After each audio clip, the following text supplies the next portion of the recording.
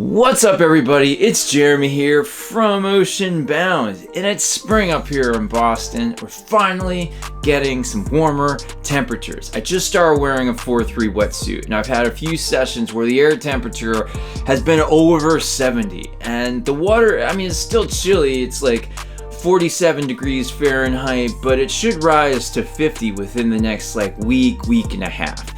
So I'm finally not flinching every time I fall in the water. I'm back in my 4-3, so it's just really nice to be in a more thinner and flexible suit. I've been riding crooked wetsuits since last fall, and it's Yamamoto, so it's so thin and flexible. By the way, if you guys want 20% off of anything in their store, just use the coupon code OceanBound when checking out.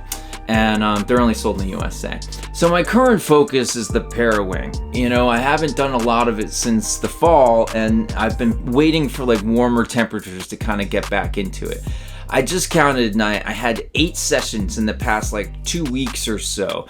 You know, a few sessions on the old V1 Malikos, the rest are on the new Ka'as. I've demoed my friend's Kanaha. I even tried a D-Wing, so I've been busy. But most sessions I was on the flat water, and I did 3 kind of attempted Parawing downwinders with varying results. So I just figure, you gotta get out there more, break the seal or whatever. So I figured I'd talk about those since they were all very different. So for the first one, my buddy Spencer and we did this downwinder from Winthrop to Nahant.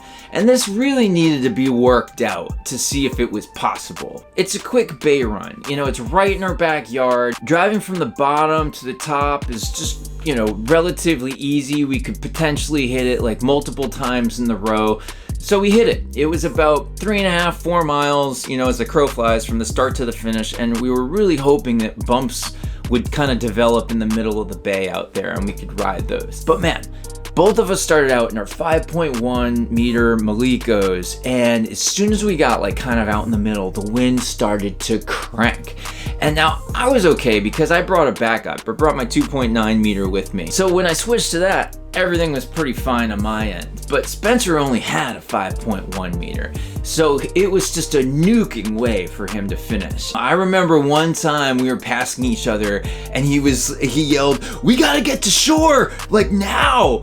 It's just I feel like the wind got so crazy that it wasn't even really fun to ride the bumps. And there weren't really any big bumps. The few I tried were not memorable. And I did try a couple quick stow attempts, and it's just nothing really clicked. So what did we learn that sesh? I mean, having 2 wings is definitely a good thing. We learned that Spencer needed to get a smaller wing. I mean, he weighs more than I do, but still a 5 meter is a lot when it starts to crank. And I'd say the main thing that we learned was that it makes more sense for us to do this run as an upwind downwinder. So we could leave from Dog Beach, is the popular kiteboarding beach, and just upwind until basically probably right when the bumps start, and then kind of hit it down. So legit, lessons learned, glad we tried, check that one off the list. A few days later, for run number 2, I was doing an upwind downwinder with my friend Chuck. And so I upgraded to 2 new Ka'a wings, and I wasn't really sure how strong it would be, so I went on the 4.2 meter. Now, very quickly, I was seriously lit.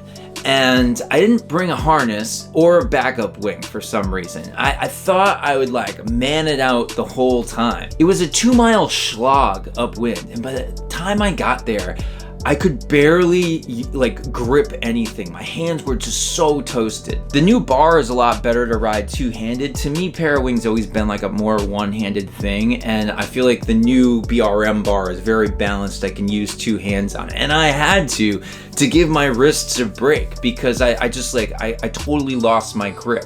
But eventually I made it up to the promised lands, and there were decent waves up there, so I rode waves. And this is my first multi-minute rides with the wing not deployed, and so that was cool. I mean, god damn, I was so stoked. I may have only been semi-stowing the wing, and maybe I only did it a dozen times or so, but it was just that much more memorable. I got a taste and I loved it. So I was able to like rest my arms when I was riding waves and whatnot, but my forearms were still cooked. I went back downwind to get my 2.9 meter, and it figures as soon as I got downwind and back out on the water, the wind decided to kind of drop, and there was just no more righteous downwinding. It was more just like a struggle to get on foil. But it was awesome. It was my first, successful upwind downwinds, and I kind of get it now. The new BRMs like really helped me being more comfortable out there. And if I learned anything, it was that I should have brought a harness and have a smaller wing, because at any point, if it looks like the conditions could change, you should bring another wing. That 2.9 would have been sick the whole time. But all in all, it was a great day. Checking the upwinder, downwinder off the list. Stoked I got that done. A few days later, my buddy Spencer and I were ready to go out and do a little crazier of a send from Nahant to Marblehead. It wasn't gonna be totally insane, but we would definitely be farther out in the open ocean. Total run from like start to finish as the crow flies was like 8 miles. Spencer just upgraded to a 4.2 meter Ka'a wing, and we were just like ready to send it. I was confident after riding a bunch of Parawing sessions recently, including that upwind downwinder that was successful. And Spencer had his new wing. It's the same one that I've been raving about. So the wind was up. I brought 2 wings, the 2.9 and the 4.2 Ka'a. I went out on the 2.9 because there was enough wind, but it wasn't before long that it just didn't feel like enough. So I was behind Spencer. He kind of beelined it way out there. So I ended up mostly pumping out to get to him while I just like kind of kept the 2.9. And guys, he was far out. We've got this like island we call Egg Rock, and so we pointed to Egg Rock and then we went beyond it, and at one point I remember turning around and looking at Egg Rock, and it just looked so small. We were probably 4 miles straight out into the ocean from where we started, but it was kind of close to, maybe closer 2.5 miles to another shore. I remember coming up on Spencer, and I had this feeling that like if I fell, I wouldn't have enough to get back on foil. And he was just waiting out there, sitting on his board, waiting for me like 4 miles out from where we started. I remember thinking like, did he know something I don't? Is there more wind out here than I think? I tried to get his attention as I was passing him, like, yo dude, come on, let's go, because I figure if I got off foil, I'd be totally screwed. Well, of course, I passed him, and my next jibe, I totally fell. Just like that, downwinder was kind of over before it started. We had just gotten out to where the bumps were, and we had this like straight shot downwind to our destination, but neither of us could really get up on foil after that. The wind had shut off, and we were 4 miles away from our car. It was the first time I'd been that far out, and we were just floating. At times, we didn't have enough wind to even keep the Parawings in the air. So I learned a lot that session. I learned how to use the lock pad on the walkie-talkies so you don't randomly switch to other channels, because that kept happening. I learned that, it can be hard to get up in wind swell when there's like a cross ground swell. And Spencer, he was goofy foot, so he was totally screwed. It was twice as bad for him. His dominant side, he was like heading straight into that cross swell. So we had 2 options, to either kind of float or paddle like straight downwind to try to get to the closest beach, or to try to use whatever wind we had to try to kind of get back towards where we started. I recently had to paddle for like 20 minutes straight when I lost one of my wings, and I just didn't feel like doing that paddle. So I opted for using wing power to get in. Spencer was kind of with me too, but I think I just like had better luck keeping my wing in the air. Eventually I did get on foil like at least twice, and that was great because I was able to make up some ground, but it was a long way back.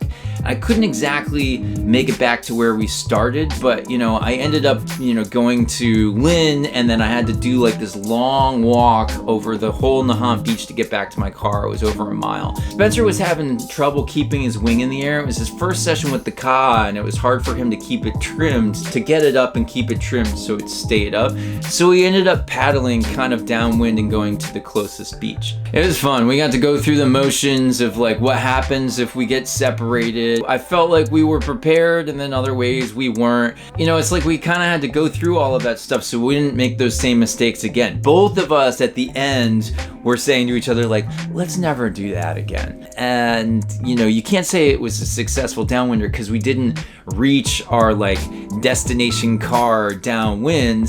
And, you know, even though Spencer got farther downwind than I did, I got back to one of our cars. And so after what we just went through, that felt pretty damn successful. So what did I learn from that one? You know, read all the forecasts, not just the one that you want to happen, which is, I guess, what we did. I didn't really notice the other forecasts show that it was gonna drop. So you gotta plan for your worst. You know, a 5 meter probably would have helped save us, but it was hard to say. A paddle definitely would have been nice to have out there. So here I am. I'm just kind of committing to doing more downwind sends in the next few months. You know, we're starting to gather like a critical mass of interested people with gear. Intrepid, open ocean, wannabe downwind senders. My main goal in life is to like downwind with a paddle, and I've been working on flat water paddling lately. You know, I think the Parawing is just definitely great practice because it gets you out there. And that's it. You know, I'll try to do them both, even though the paddle is the ultimate goal for me. But I can see how the Parawing gets you to the bumps and the bump reading quicker. So it's good. It's just hard to see it when the local conditions just aren't the best for doing it.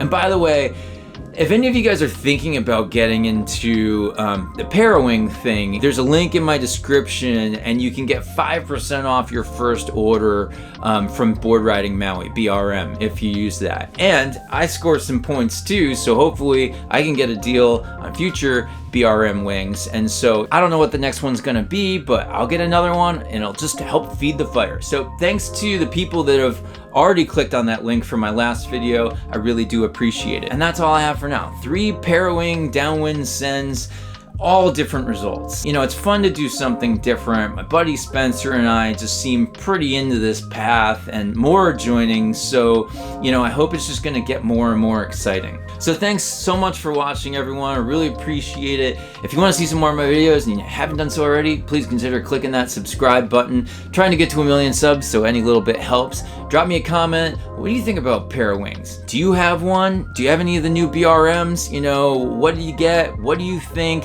I want to know. And with that, I hope all of you are doing well out there. I'll see you soon on the flip. I wish you all an awesome day. Later.